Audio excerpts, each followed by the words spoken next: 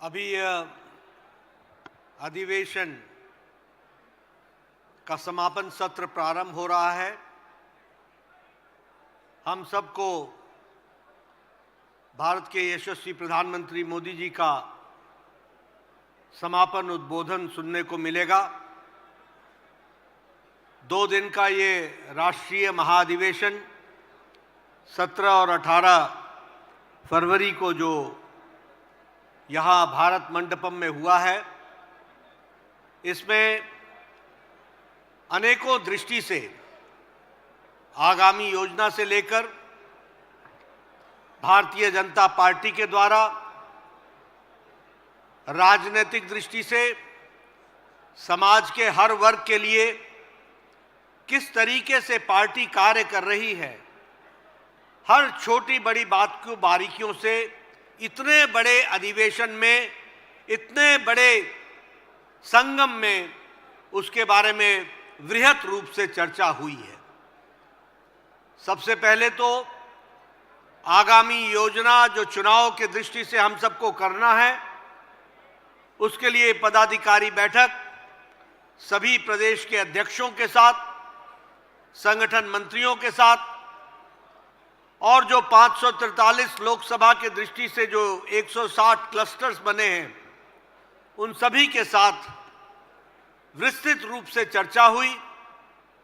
Party ने पीछे आदरणीय प्रधानमंत्री जी ने जो हमें सुझाव दिए थे, उस सुझाव को जमीनी स्तर पर किस तरीके से उतारा गया है, आप सब कार्यकर्ताओं की मेहनत से और आप सबके कारण से वो नीचे तक पहुंचा है, उसके बारे में जहां चर्चा हुई, वहीं प्रधानमंत्री जी का हम सबको मार्गदर्शन भी मिला और चुनाव के दृष्टि से किन बारीकियों को ध्यान में रख करके आगे बढ़ना है और फिर एक बार मोदी सरकार इसको आगे बढ़ाना है, इस कार्य के बारे में हम लोगों ने चर्चा की है।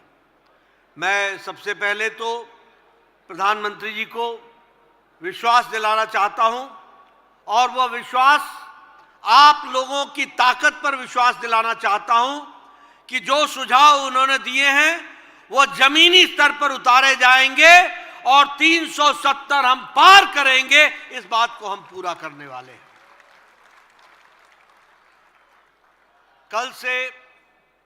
कल अपराह्न से दोपहर से हमारा राष्ट्रीय महाधिवेशन प्रारंभ हुआ। 9000 से ज्यादा प्रतिनिधि इसमें भाग लिए। कहना आसान होता है, लेकिन ये अकेली भारतीय जनता पार्टी है जिसमें सीरियस पॉलिटिकल डिस्कशन इतने बड़े समावेश में होता है और इतनी ताकत के साथ सभी लोगों को उसमें समावेश किया जाता है। यह हम भारतीय जनता पार्टी में ही देखते हैं। आपने देखा होगा कि कल राजनाथ सिंह जी ने जो मोदी की गारंटी राजनीतिक प्रस्ताव रखा और उस प्रस्ताव में देश की उपलब्धियां, प्रधानमंत्री मोदी जी की नीतियों की उपलब्धियां, जहां उसको हम सबके सामने रखा, वहीं निर्मला सीतारमण जी ने आर्थिक दृष्टि से भारत कैसे सबल और मजबूत हुआ है और दुनिया में मजबूत अर्थनीति के साथ देश खड़ा हुआ है, इसको भी हम सबके सामने रखा है। मेरा कार्यकर्ताओं से निवेदन है कि आप इस प्रस्ताव को गहराई से पढ़कर अपने बूथ पर, अपने प्रदेश में जरूर कार्यकर्ताओं से चर्चा करें और इसके बुलेट पॉइंट्स बनाकर, छोटे छोटे पॉइंट जो साधारण व्यक्ति भी उसको सरलता से समझ सके, इस तरीके से रखने का प्रयास करें कि कैसे मोदी जी की नीतियों ने इस देश को मजबूत अर्थव्यवस्था में आगे बढ़ाया है, उसको हमको करने की आवश्यकता होगी। और इसके साथ साथ आप और हम भी इन प्रस्ताव को गहराई से पढ़कर इसके बिंदु निकालकर जनता के बीच में ले जाएं। यही हमारे को आने वाले चुनाव के दृष्टि से एक मंत्र के रूप में काम करेगा, उसको हमको आगे बढ़ाना है। आज सुबह देश की आशा और विपक्ष की निराशा, इस बात को हमारे गृह मंत्री जी ने दूसरे प्रस्ताव में रखा है।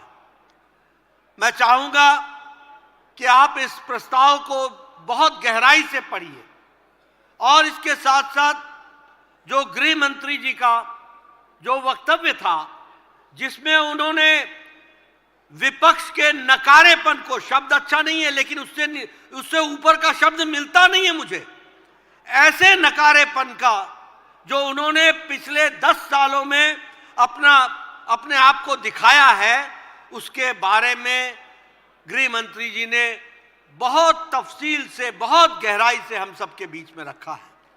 वह भी हम सब के लिए टॉकिंग पॉइंट्स है।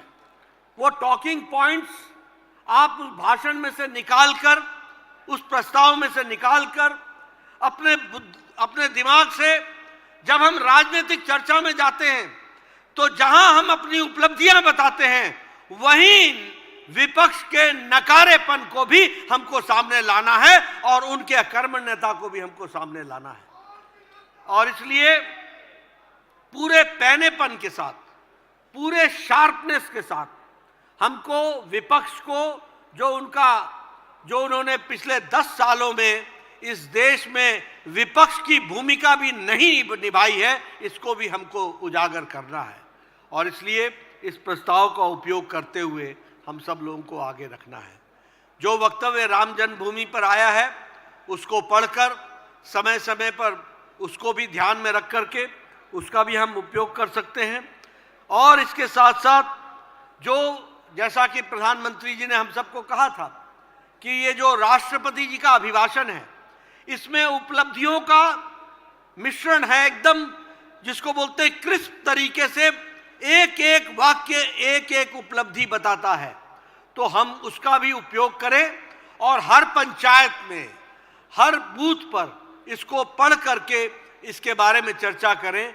वहीं प्रधानमंत्री जी का जो राज्यसभा में और लोकसभा में वक्तव्य है, उसको भी, वो भी छप करके आप तक पहुंच रही है, उसको भी आप पढ़ करके नीचे सर पर कैसे विपक्ष ने किस तरीके से देश के साथ एक तरीके से अन्याय किया है, उसके बारे में भी हमको सुनने को मिलेगा और जानने को मिलेगा।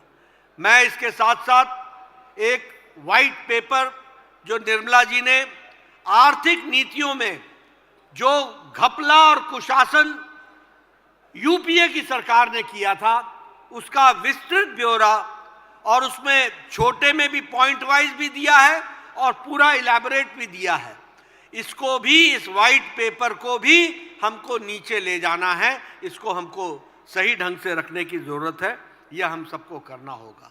तो मैं चाहूँगा, ये बात के लिए आपको भी मैं साधुवाद देता हूँ। ये भारतीय जनता पार्टी में ही संभव है, जहां अगर संविधान का संशोधन भी आपकी ताकत से होता है, वहां प्रस्ताव का संशोधन भी आपकी ताकत से होता है। यह प्रजातंत्र का तरीका हम लोगों ने देखा है। और राजनीतिक गहराइयों को किस तरीके से 2 दिन पॉलिटिकल डिस्कोर्स चला है, वो भी हम सब ने देखा है। यह हम सबका सौभाग्य है, जैसा मैंने कल भी अपने भाषण में कहा था कि प्रधानमंत्री जी के लिए संगठन टॉप प्रायोरिटी है। आपने देखा होगा, अक्सर प्रधानमंत्री जो यूपीए के होते हैं या अन्य देशों, अन्य समय में जो प्रधानमंत्री बने हैं, वो समय समय पर पॉलिटिकल पार्टी के उसमें कार्यक्रमों में शामिल होते हैं। लेकिन प्रधानमंत्री जी ऐसे प्रधानमंत्री जी हैं जिन्होंने अपनी प्राथमिकता में प्रधान सेवक होकर के सफलतापूर्वक, प्रधान प्रशासक होते हुए भी सफलतापूर्वक देश को चलाया है। तो वहीं पार्टी को भी बारीकियों में जाकर के उसका भी नेतृत्व किया है। कल से आप हर पल यहां बैठे रहे, आपने बारीकियों से सारी चीजों को देखा और उसमें आपका मार्गदर्शन हम सबको मिला है। ये हम सब का सौभाग्य है कि ऐसे प्रधानमंत्री जी हमें मिले हैं जो हमारे को संगठन में भी चालना देते हैं और दिशा और दृष्टि देते हैं। अभी हम सब लोग, उनका मार्गदर्शन हम सबको मिलेगा, समापन भाषण उनका होगा। मैं उनका निमंत्रित करूं, इससे पहले मैं चाहूंगा, क्योंकि हमारे यहाँ एकल गीत के बाद प्रधानमंत्री जी सीधे समापन भाषण देते हैं, तो इसलिए एक बार सभी लोग अपने स्थान पर उठकर प्रधानमंत्री जी को तालियों की गड़गड़ाहट से उनका अभिनंदन करें, स्वागत करें और उनके समापन के भाषण के लिए